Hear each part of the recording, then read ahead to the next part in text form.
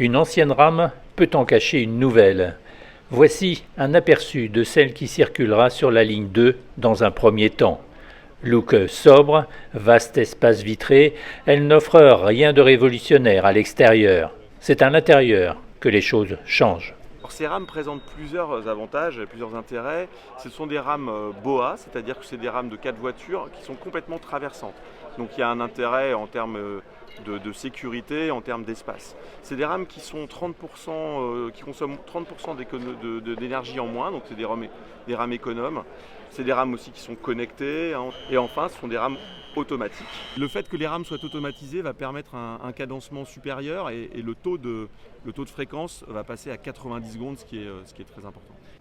Chargée de superviser le plan Marseille en grand, la secrétaire d'État à la ville, Sabrina Agresti-Roubache, a rappelé l'importance de la mobilité pour les populations. Une rame de métro, pour moi, c'est assez symbolique puisque, je le disais, mon papa, le grand-père de ma fille, ont construit, entre autres, ce métro.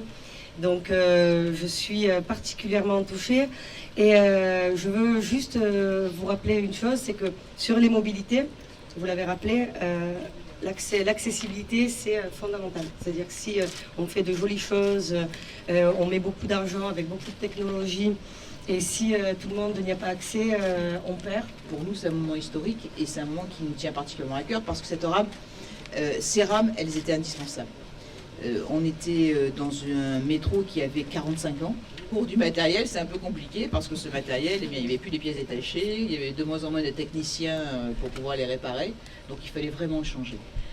Donc on a fait cet investissement, un investissement important de 560 millions, sur lequel, bien entendu, on aura des rames qui seront climatisées, qui seront accessibles aux personnes en PMR, qui seront beaucoup plus volumineuses. Côté timing, dommage que tout ne soit pas prêt pour les JO 2024.